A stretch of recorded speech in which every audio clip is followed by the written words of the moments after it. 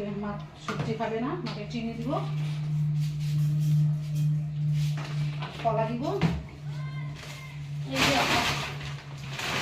কলা পেকে গেছে, 2 কেজি কলা ছিল ঘরে, তাই আজকে কলা আনিনি মার জন্য।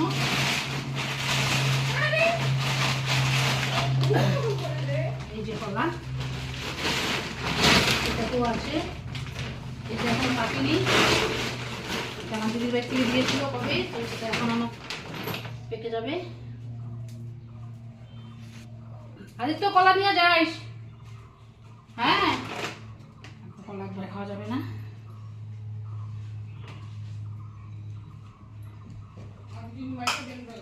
মাকে দিইনি। কই মা? কেমন রে? বাইরে পাউডার নামাও, পাউডার নামাও।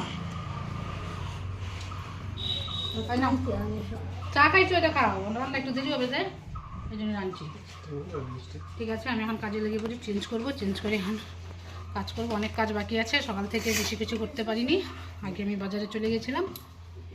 তো বাই।